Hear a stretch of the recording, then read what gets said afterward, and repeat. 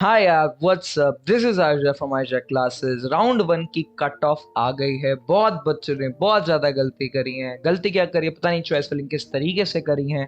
Artificial intelligence, data science, machine learning, इन सबको अच्छा सोच के ऊपर रख दिया है।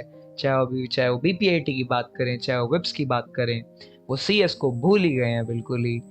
तो बहुत सारी चीजें हैं इसमें डिस्कस करने के लिए, और एक सबसे बड़ी चीज जो कि बच्चों का डर है वो खत्म करना है इस वीडियो के माध्यम से। कि बच्चे सोच रहे हैं भाई राउंड वन में जिन बच्चों को सीट्स नहीं मिली वो कांप गए हैं बिल्कुल, कि भी अब क्या होगा जिंदगी में, अब होना क्या है, क्या हो गया, राउंड वन में सीट क्यों नहीं मिली। ये राउंड वन था, ठीक है। राउंड वन में बहुत कम बच्चे ऐसे होते हैं जिनको कोई भी सीट अलॉट होती है। तो तुम तो बिल्कुल चिल हो जाओ। मतलब या तो तुम्हारी रैंक 20,000 के अंदर होनी चाहिए थी, ये क्या हो रहा है, या तो तुम्हारी रैंक मतलब 20,000 के अंदर होनी चाहिए थी, तब तुम्हें कोई बढ़िया सीट मिलती, ठीक है। या फिर अगर तुमको अब सीट नहीं मिली, या फिर तुमने कोई चॉइस फिलिंग में दिक्कत करी है, या फिर तुम्हारी रैंक बहुत ज्यादा है, तो थोड़ा सा तुम्हें वेट करना पड़ेगा। तो यहाँ पे दो चीजें हैं, या तो तुमने चॉइस फिलिंग सही से करी हो, ठीक है, चॉइस फिलिंग गड़बड़ करी थी, एक रीजन ये हो सकता है कि ये रीजन हो सकता है कि तुमको कोई भी सीट नहीं मिली, और दूसरी जो सबसे बड़ी रीजन हो सकता है, आपकी रैंक जो है वो 1 लाख से ज्यादा है, ठीक है। आपकी रैंक 1 लाख से ज्यादा है। कम का बना दिया क्या साइन तुम्हारे भाई ने, 1 लाख से ज्यादा। हाँ, 1 लाख से ज्यादा अगर आपकी रैंक है तो ये दो रीजन है कि आपको सीट नहीं मिली हो। अब ऐसा नहीं कि 50,000 वाले बच्चे को भी सीट नहीं मिली, ऑब्वियस सी बात है यार। उसको ऐसा हो सकता है उसने चॉइस फिलिंग में अच्छी अच्छी चीजें भरी हो, कोई बेकार लेना ही नहीं चाहता तो इसलिए उसने ना भरी हो, कोई दिक्कत ही नहीं है। फर्स्ट राउंड और सेकंड राउंड में थोड़ा मामला टाइट चलता है, थर्ड राउंड में आते आते चीजें सही होती है। तो बिल्कुल भी अपने आप में बेकार महसूस ना करें, अच्छा अच्छा महसूस करे। अभी तो फर्स्ट और सेकंड राउंड हुआ है, थर्ड राउंड में आती बहुत ज्यादा तगड़ा चेंज आ जाता है। लेकिन कट ऑफ का थोड़ा सा तो चेंज आया है इस साल, बहुत ज्यादा पंगा सा हो गया है फर्स्ट राउंड में, लेकिन कोई भी दिक्कत नहीं आने वाली है। हम अपनी आज की वीडियो में इस कैटेगरी को देख रहे होंगे। ये क्या बना दिया मैंने, अच्छा नहीं बना ना। तो थोड़ा थोड़ा सा रब करना बनता है ना। Eraser, erase all in one slide, बढ़िया। ठीक है, तो देखो क्या है ना, हम इस कैटेगरी को देखेंगे। ओपीएन ओएचएस, ये होते हैं दिल्ली जनरल। जैसे मैं दिल्ली की एनालाइज कर रहा हूँ, इसी तरीके से आपको आउटसाइड दिल्ली की, ऑल इंडिया कोटा की आप एनालाइज कर सकते हैं। दिल्ली जनरल को 85% की 85% टोटल सीट जो है मिली हुई होती है, इसलिए हम इसको अच्छे से समझेंगे। मैक्सिमम दिल्ली के बच्चे हैं, आउटसाइड दिल्ली में ऐसा नहीं है। तो इस तरीके से आप एनालाइज कर सकते हैं। मैं आपको समझाता हूँ, मैंने कुछ कॉलेजेस ले रखे हैं, ठीक है, इनकी हम दे रखे होंगे। पूरी की पूरी कटा तो एनालाइज नहीं करने वाले, आपको सही से समझ में आ जाए बस चीजें, समझो यार अच्छे से बिल्कुल। तो देखो, अगर मैं बात करूं भगवान परशुराम की, जो एआई है वो मिनिमम रैंक को कभी मत देखो। मिनिमम रैंक बच्चे कुछ ऊपर पढ़ते हैं कुछ नीचे, मैक्सिमम रैंक देखो। हो गए 93,000 पे, समझ रहे हो, 93,000 पे एआई गई है, और कंप्यूटर साइंस गई है 77,000 पे, ठीक है। अगर मैं बात करूं हमारी ईसी ट्रिपल ई की, तो वो गई है 1,75,000 पे, और इलेक्ट्रॉनिक्स एंड कम्युनिकेशन की बात करूं तो गई है 1,27,000 पे।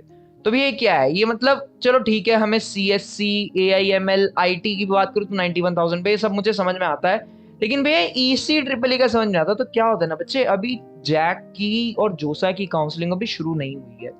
आज से जैक के रजिस्ट्रेशन चालू हुई हैं, ऐसे जैक के भी अभी एक हफ्ते बाद हमारे चालू हैं, 10-15 दिन बाद चालू हैं। तो आप खुद समझ सकते हैं कि अभी हर बच्चा आईपीयू की, यूपीटीयू की जो छोटी काउंसलिंग होती है ना, इनमें रजिस्टर करके बैठा हुआ है। जैसे जैसे आईपीयू का सेकंड राउंड आएगा, अभी आपको पता है कि फर्स्ट राउंड की जितनी भी हमारी छोटी मोटी जो चीजें होनी है, विड्रॉल होना है, 50,000 पेमेंट होनी है, वो 8 सितंबर तक अभी हमारी चलने वाली है। उसके बाद में सेकंड राउंड की भी दो चार चीजें खोलेंगे, फिर उसके बाद में सेकंड राउंड की चॉइस फिलिंग चालू होगी। लगभग मैं अंदाजा लगा सकता हूँ 16-17 अक्टूबर, अक्टूबर कह रहा हूँ, 16-17 सितंबर के आसपास।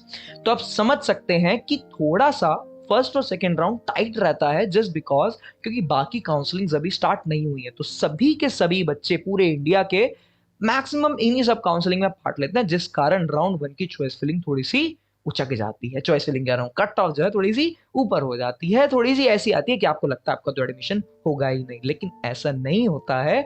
आपका एडमिशन हो जाएगा, लेकिन आपको थोड़ा सा सब्र करना होगा, वेट करना होगा। सबसे बड़ी जो चीज है, देखियो, अगर मैं भारतीय विद्यापीठ की कंपेयर करूँ, तो भारतीय विद्यापीठ में आप देख सकते हैं, जैसे यहाँ पे एआई का कुछ आया हुआ है, इसलिए भारतीय विद्यापीठ में सीएस का आया हुआ है।